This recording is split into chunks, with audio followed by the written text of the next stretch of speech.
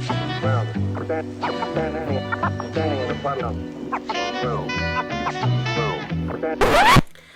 guys, welcome back. It's your girl, Yummy.com. Thank you for joining me, my internet friends, and for staying tuned.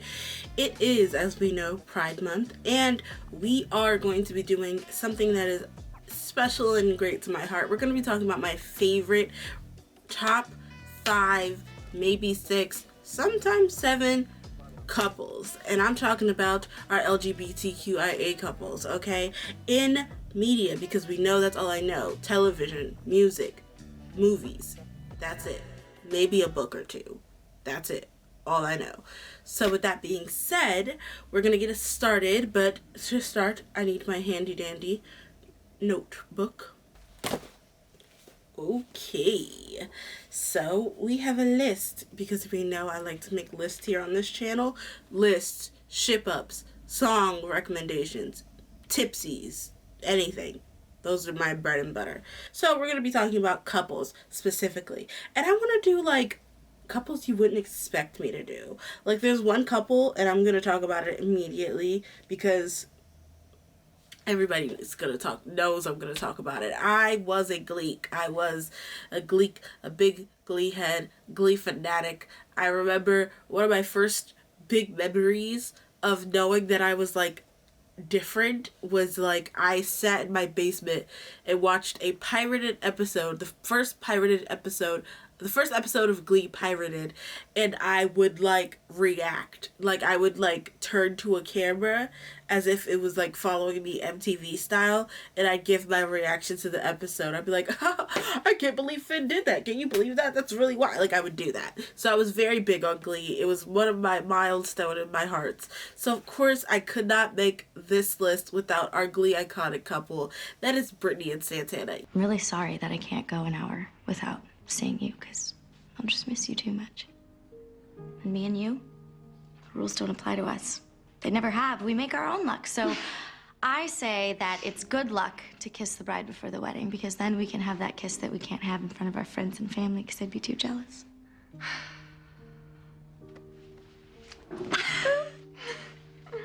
Come here. I agree. Yes, I know what you're saying. Kurt was the icon Glee gay, and like him and Blaine were everything. Him and Blaine were sloppy at best sometimes, okay? If we're being very honest, super sloppy of them. However, Brittany and Santana, always on point. Even when they weren't together, on point. I think one of the reasons why I really like this couple is because it wasn't essentially what was technically considered a kid's show. Like if you were watching Glee, you were most likely like 10 to 17, like in that age range, which is like a kid show. So it was like one of the first kid shows that was really like representing gay characters in a realistic as you can get on Glee portrayal. Like they talked about Santana's journey, accepting that she was lesbian. They talked about like her parents being okay with it, which is something that you don't see a lot of the times when talking about gay couples. They talked about her grandmother not. Girls marry boys, not other girls. So you're really not coming? No. I'm sorry to disappoint you, but you disappointed me first. Good. I'm glad you're not coming. You know, the New York Times said half the increase in support of gay marriage is due to generational turnover. That's what smart people call crazy uptight bitches dying. You guys lost, okay? And honestly, the rest of us are just going about our business being normal and waiting for you not to be around. And not because you can stop us from getting married, but just because you're kind of annoying. You got to see their wedding, and it's like you really got to sit with them as a couple for years on end. You saw how they started with a rogue comment of Brittany being like, me and Santana cuddle. Sex is not dating. If it were, Santana and I would be dating. Like, and how it developed all the way up into season 6, where we're literally celebrating their wedding. Like, that's how we're dedicating a whole episode. And it was beautiful and amazing, and her grandma was there, and I cried. Still don't believe it's right for two women to get married. But I do believe that family is the most important thing in the world. And I love you, Santana. I don't want to be the person in your life that causes you pain. And I don't want to miss a day that I've been dreaming of my whole life. And it was so much. And it's like the fact that Brittany and Santana were the amazing characters separate, that was something that was so perfect to me. Because Brittany and Santana, while they were both brought on and they were like best friends and Cheerios, they were separate, distinct characters. They existed outside of each other. And I'm not going to say that Blaine didn't exist without Kurt, but Blaine was brought onto the show because of Kurt. So it felt kind of like sometimes, not always, but sometimes it felt like Blaine was in fact the plus one. Until he finally started stepping out on his own, especially when Kurt went away to New York. But yeah, so that's kind of the first couple that I wanted to talk about. I think that it was really important. It formed my formative years of being like okay with the gay, you know, like it really taught people to be okay with themselves and accepting and loving. Brittany and Santana were hilarious character. Cue a montage of everything that Brittany and Santana said, especially Santana. To my cup, I'm saying what's up to my cup. I'm saying what's up to my cup. Woo! Hold on. Are you singing about a cup? Yeah, totally. Guppy face,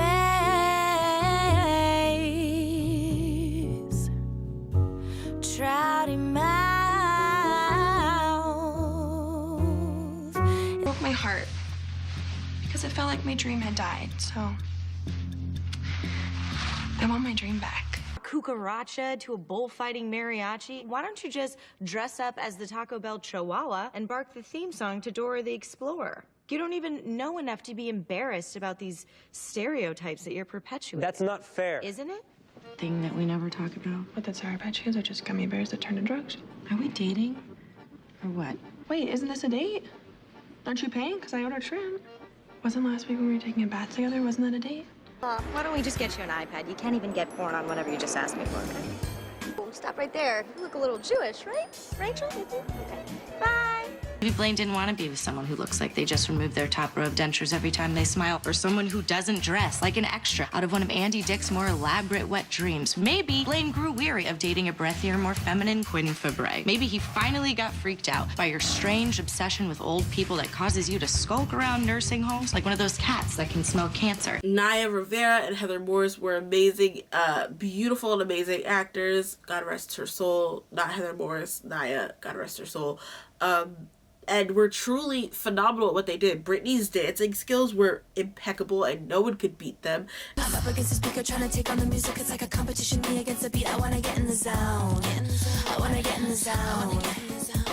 If you really wanna battle, saddle up and get your rhythm. Trying to hit it, chicka-cha. In the middle, I'ma take you on. I'ma take you on.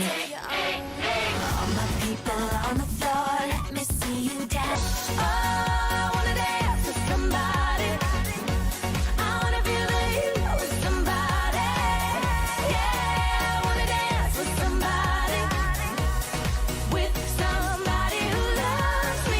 And Naya's singing skills, Santana's singing skills were amazing, and I love that you got a chance to see her soar really like in season 2 and season 3. I don't know.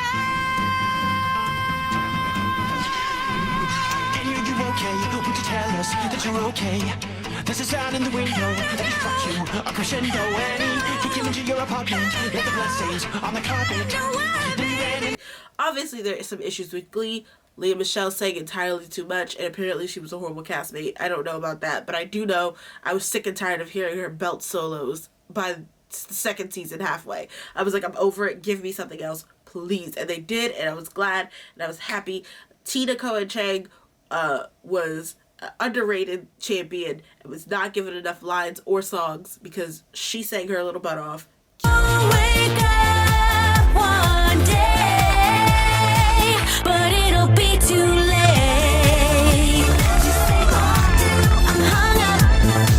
I'm hung up on you. But that's not what we're here for.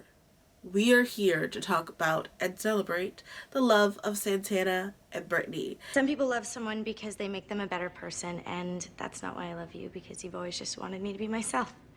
You're my favorite person in the whole world. I don't want to live my life without my one true love, and I'm gonna keep it simple. Brittany S. Pierce. Will you marry me? And I would truly like to say to those characters, and to Ryan Murphy, who created them, of course, Ryan Murphy, the gay god himself of television, thank you. Thank you for letting people feel like they belong at such a young age, and for giving people something to aspire to later to life as well.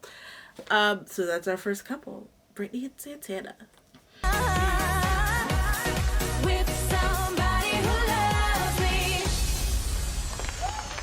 Ironically, our next couple is my latest favorite. I just started watching this show. I binged watched it on Netflix. I'm talking about Schitt's Creek, y'all.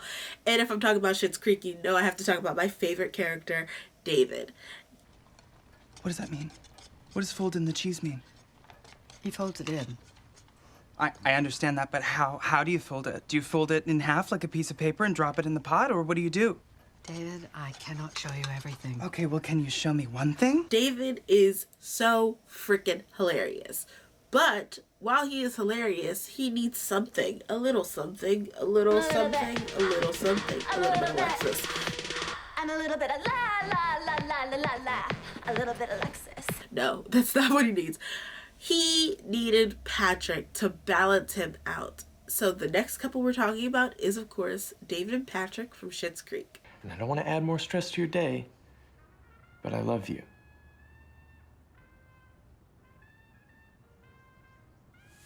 Okay, so you just said that to me for the first time, knowing that it would make my day more stressful. That's correct. Because you know that I've never said that to anyone else, aside from my parents twice and one time At a Mariah Carey concert, I know. Yeah. And I don't expect you to say it back to me right now. You say it when you're ready. It just felt right to me in the moment. You're my Mariah Carey. Okay. That compliment could bring me to tears, but I'm not gonna let it. David and Patrick, for me, their relationship happened fast. Like season 4 fast. Like, I blinked and they were together, and I was like, whoa. But while they were fast, they were special, because the thing about TV is, like, to make good TV, a lot of people feel like you have to have, like, kind of this off and on with your main couple, kind of, like, to, like, you know, keep people interested. But they were never like that. They were just unproblematic. Like, they were just happy, unproblematic together. Like, they were like, we love each other? Yeah, sure, cool. Oh my God. And then the fact that Patrick was just so accepting of his feelings, like...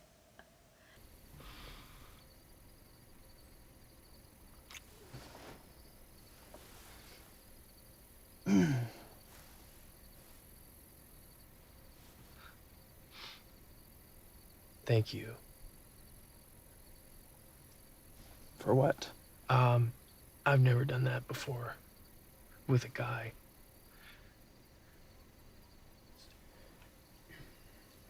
Okay.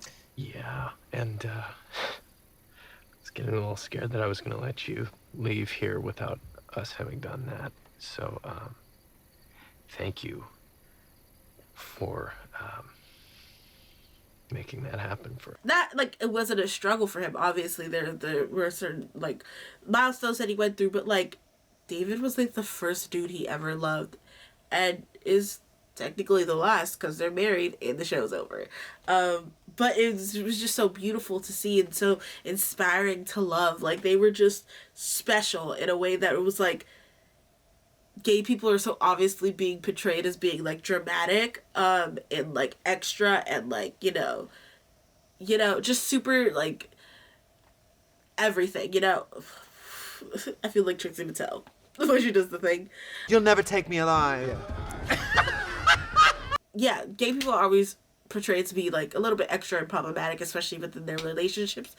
Messy. That's the word. Messy. This is our St. Patty's Day, acting sloppy because we're gay. Let's get messy. And David and Patrick just weren't. Yes, David was messy all by himself, but Patrick kind of balanced that out, and they were just a good, wholesome couple, and it just kind of proved this notion of, like, I don't need to see, and it, like, more so outside of just the gay relationship, relationships in general. Your relationship doesn't need to be messy and annoying and will they, won't they, and back and forth to be good and entertaining, because they were good and entertaining from the jump, and they continue to be good and entertaining and unproblematic. So that's why I chose Schitt's Creek's Patrick and David.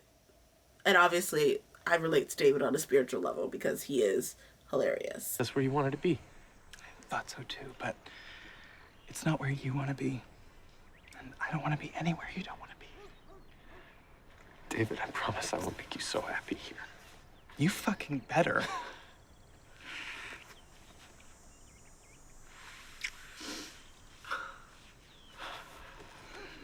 Wait, so when you say you put an offer in, Yes. what exactly did you do? I don't really know. You might want to call Yeah, no, I'm definitely gonna call the people. Our next one, we are going to do a young gay couple and an old gay couple. And those are going to be our next two. For the young gay couple, we are talking about Nico and Levi from the show Grey's Anatomy. What's your deal? I have no deal. You got a boyfriend or something? I'm not. Does it seem like I do? You seem nervous. Do you have a boyfriend? Fellowship, you're kind of a relationship killer, you know? Oh, yeah, totally. But I'm open to meeting someone. Cool, very cool. Now, ironically, as I was talking about how unproblematic and just, you know, chill and calm David and Patrick was, I picked Nico and Levi, who are just so annoying and problematic and just like swishy-washy, switchy back and forthy, all that stuff. But I cannot not put them on this list because I love them so much. First off, I loved Levi when he came on the show.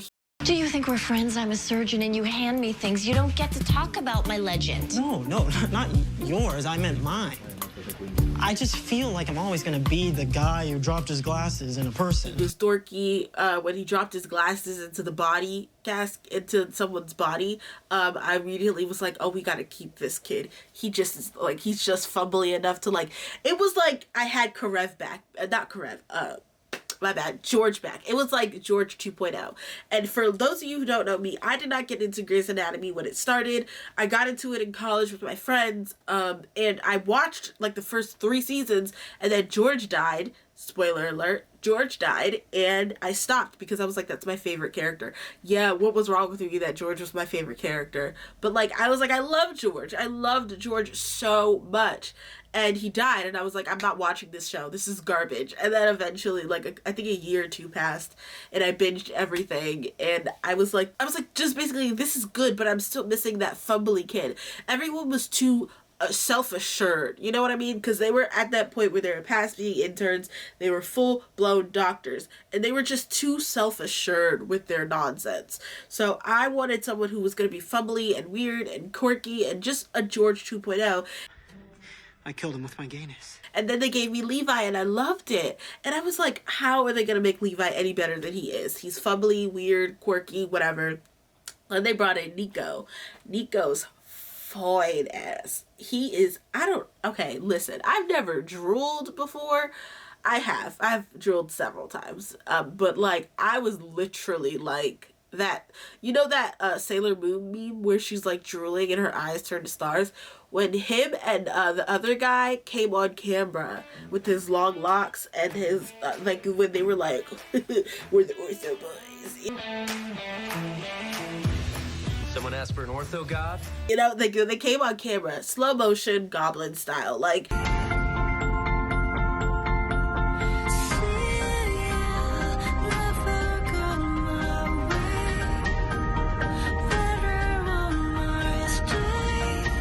It was everything to me. I was like, listen, we just lost Derek, who was our hot daddy. Mark Stallone's been dead for a while. And like, no shade to Owen, but I'm not like attracted to redheads. I mean, maybe I am. Who knows? Talk about it later. But I was like, I need, you know, like, I'm not attracted to Richard. Like, I need, and Karev is like, I've known Karev too long. Like, you know, it's like Christina, I've known Karev too long to ever want to bang him. I just needed some new meat, some new man meat. And just like, that was just like, McDreamy, McSteamy, McVet all over again. And when they came, I was like, McOrtho who? Oh my god, it's the Bo Daddies. I was like, it dad. So when they both came, I was like, yes, I love it. And then when they paired Nico and Levi up, I was, because Nico was so on it. Nico was so forward. He was like, Sorry. hey, how you doing? And Levi was just like, And it was just so great. And granted, Grey's Anatomy has had their fair share of iconic gay couples, like, and some of their best speeches come from those iconic gay couples, like Good Man in a Storm, when Arizona was talking to Callie's dad. I was raised to be a good man in a storm, raised to love my country, love my family, and protect the things I love. When my father, Colonel Daniel Robbins of the United States Marine Corps, heard that I was a lesbian, he said he only had one question. I was prepared for, how fast can you get the hell out of my house? But instead, it was, are you still who I raised you to be?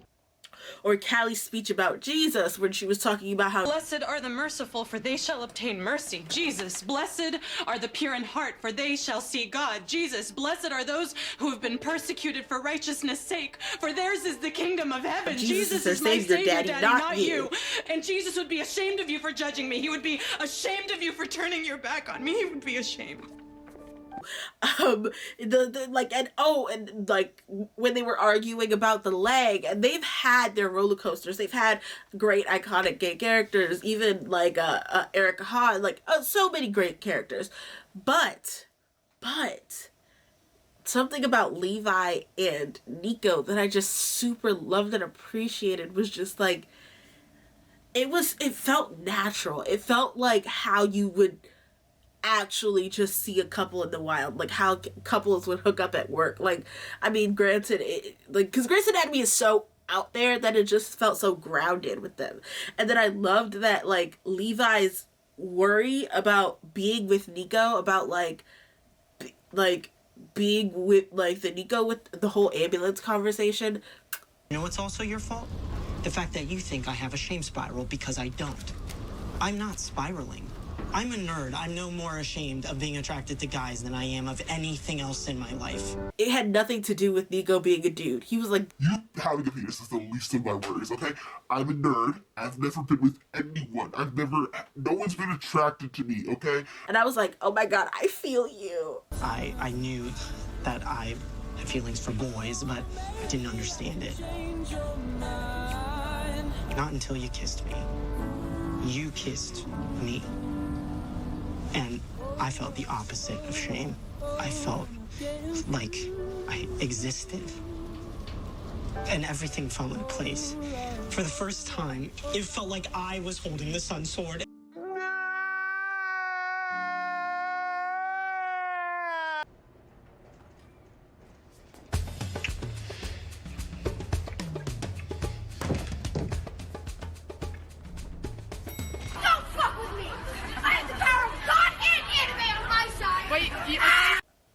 Are you my brother? Are we kindred spirits? I was like,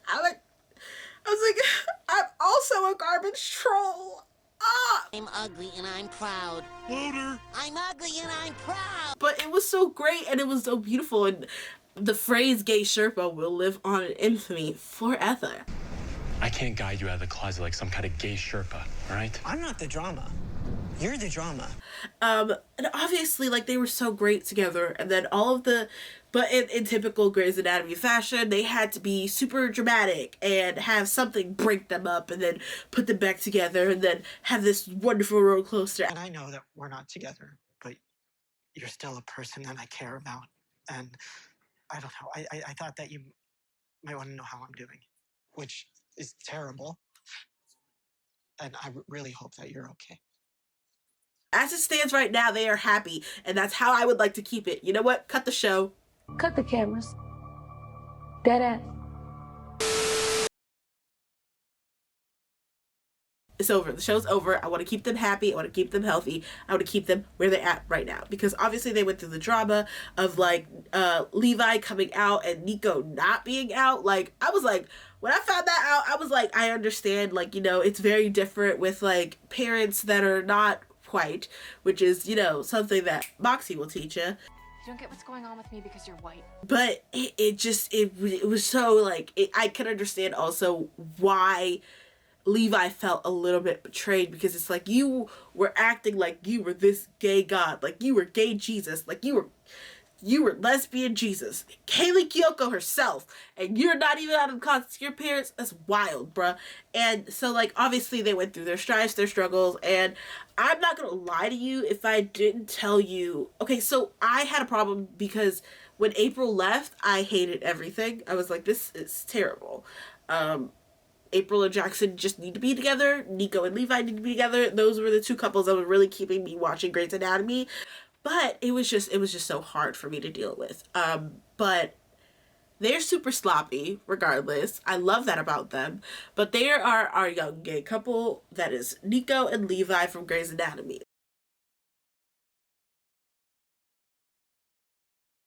Stop judging. It's wartime, but I still have needs. It's not like I'm just gonna find someone new. So you're with your emotionally unavailable ex? Wartime! I want to invite you over, but I guess we have not been great to each other, and I don't know what's really changed. A lot has changed.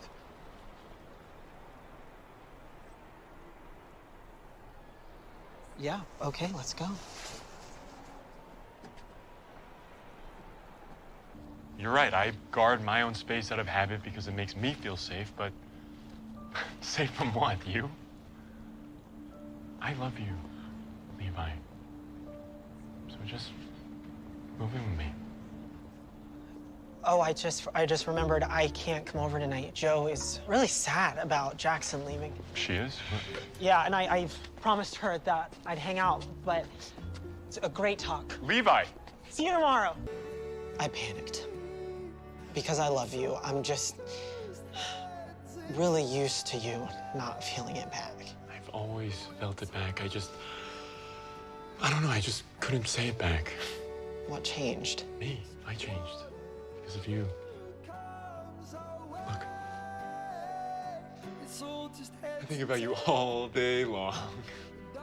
And I know you get anxious, so I've been worried now that you're part of the trials, but I don't know, I just want to make you tea and take care of you and watch Lord of the Rings with you, even though I told you I'd rather stab my eyes out with a fork. Now let's get to our daddy gay couple, our old gays who are just with it, over it, done with it.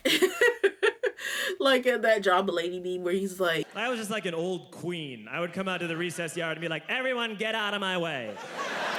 I just want to sit out and feed my bird. And that is Captain Holt and his husband, Professor Kevin. What I wish had been said when Kevin and I got married. Oh, well, then I never would have heard your hilarious efficient quip. You're right. I regret nothing. But all this does make me think I might enjoy a more festive expression of our commitment to one another. Are you suggesting we hold an honest-to-goodness wedding? Nothing too elaborate. We're not the Kardashian Wests, after all. They are a musician and a celebrity personality who recently wedded. Yes, I know. They were answers on Jeopardy. I think you mean questions. They're just great. They're fucking phenomenal for no reason. They have no reason to be this amazing, especially because the fact of the matter is, Holt being a gay black captain was like part of his character, which is one of the smart things they did. It's obviously a part of him and who he is and informs his decisions and his life, obviously, but it wasn't all he was. That wasn't his shtick. That wasn't all he ever was. He was deadpan. He was really into opera, liked bread, found tomato sauce spicy. Like, he had so many other things. So the fact that him and Kevin, whenever they were on screen, and Kevin's not even like a main character, like him and Kevin were so electric with their deadpan was amazing. I loved them, and I really, really wanted to put them on this list because not only were they like amazing side like Kevin was an amazing side character. You got to see a different side of Holt, but like it also brought upon like you actually saw how much they loved each other. Like the sequence of when they couldn't be together because they couldn't have sex because they were on the night shift and they just needed to bone. What did you say? Don't say it again. I said you two need a bone. How dare you, Detective Diaz? I am your superior officer! Bone! What happens in my bedroom, Detective, is none of your business. Bone! Don't ever speak to me like that again. It was amazing, but you also saw that when Kevin was in danger and he was just so overprotective of Kevin and like willing to just fire Peralta for not taking well enough care of him. It was just so cute and beautiful. Them as a couple was just so beautiful and lovely, and it's like that's what I want to have with my husband when I'm older. Yes, he's injured. I wasn't injured. I was lightly stabbed. I'm sorry. You were stabbed? Lightly stabbed. I didn't want to frighten you. You are my husband. I want you to tell me everything, especially things that might frighten me. How can you not know that? But I'm also an older 50-year-old man. I would love to have that with my husband. You know, just us being into the same things, but also wildly different. Also, you knowing who I am and me knowing who you are, but us still being sort of in sync. It was just beautiful and great in that way, and I really love them. They have so many, the fact that I can refer to them as electric when they are literally dry humor, dry as bread, is saying something. But like I chose Holt and Kevin because they're amazing, and I want to be invited to their vow renewal ceremony. And they express their love in a way that only their partner, who has known them for a very long time and loves them deeply, would understand. And I really appreciate that. Damn. Sure, my husband is a hot piece of ass, but he is so much more than just that. Raymond Holt is as smart as anyone in this department, but he chooses to use his intelligence to make our city a better place. One day, I hope to live up to the standard you set. You make me want to have a wetter brain. Oh, Kevin. Before I go to our last couple, I have to do an honorable mention because I said I would do 5. I want to try and keep it at 5, but I do want to honorably mention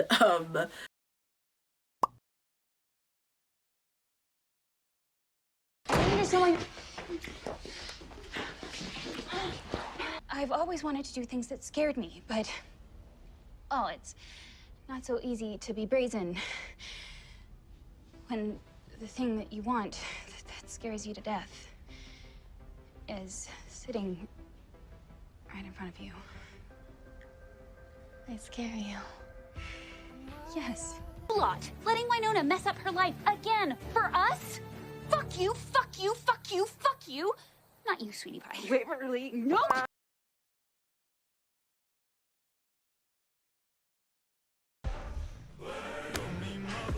Supposed to be working.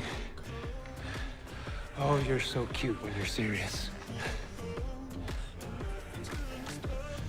I told you not to flirt with me.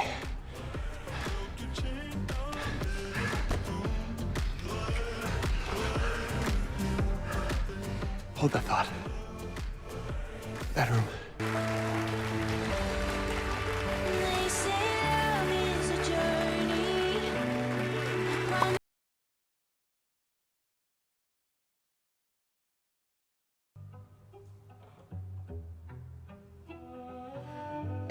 Are you real?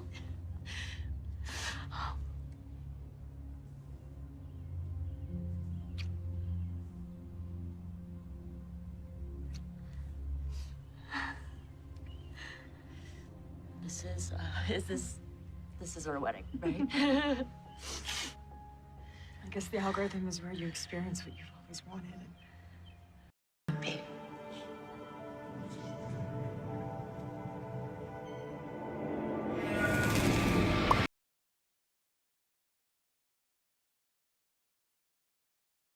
I took for granted all the things you gave up in life to be with me. Many of these things became clear because of Daniela.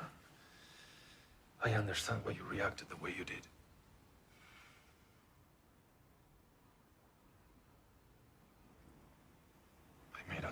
mistake. But I fixed it.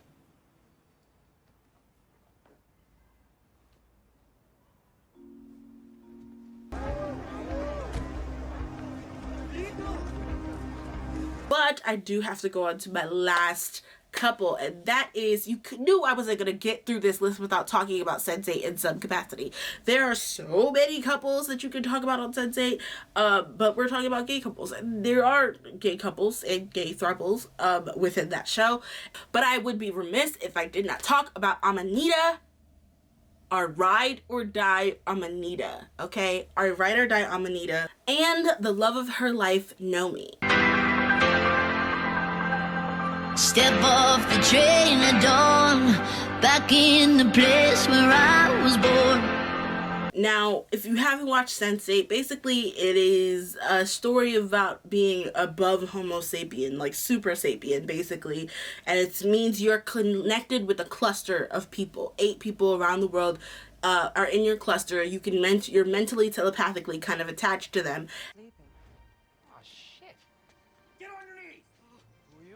I'm Son. We don't have time for this. He's gonna call for backup. Back up on Corbett. This guy's right-handed. He's gonna go for your right wrist.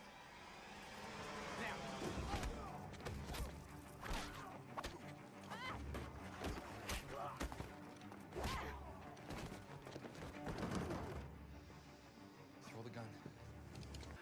I don't know how to drive. I do.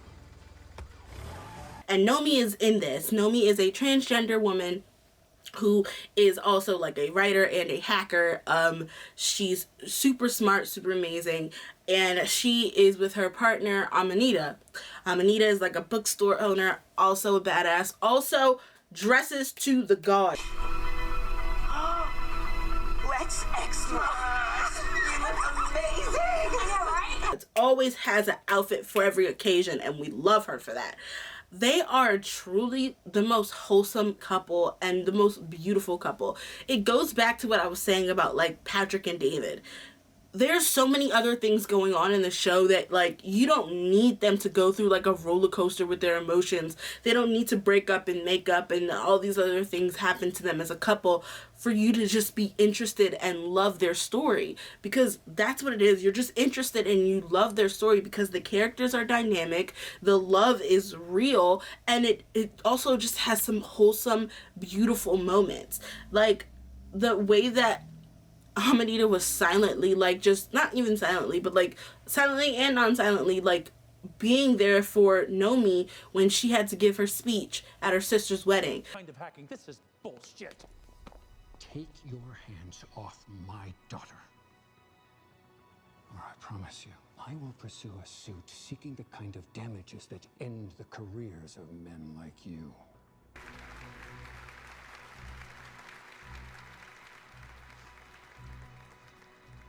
Pull yourself together. Apologies for the theatrical misunderstanding. Minister, if you please.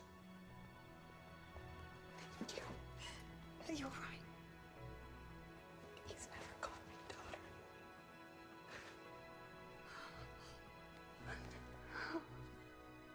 And Amanita was with her, and Amanita rides for her because the stuff that Nomi gets into, Nomi was a hacker. Nomi has hacked into the government, deleted herself off of the internet, like just been chased and tracked down by several government agencies.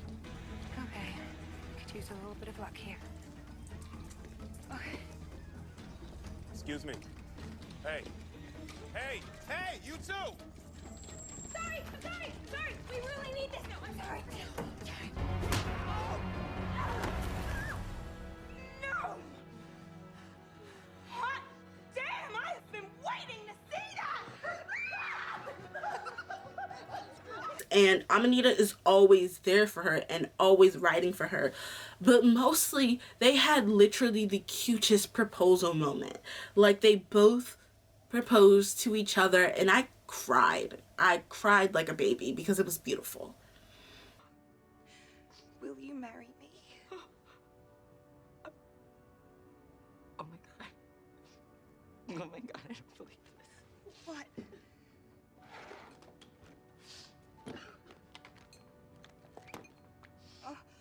Amanita Kaplan. Will you marry me? On top of that, they had a beautiful wedding at the top of the Eiffel Tower. And while the show is amazing and beautiful and just obviously, like, you know, world defying, their love still felt grounded and real, but electric again, and like explosive, but like it just was a grounding point of the show that kept it feeling like this is real.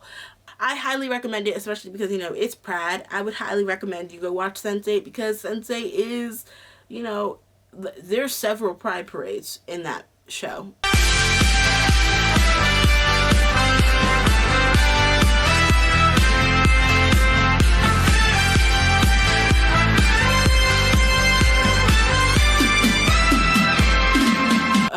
Several. And just, it's just amazing. It's just beautiful. Them as a couple. Amanita and Nomi from Sense8.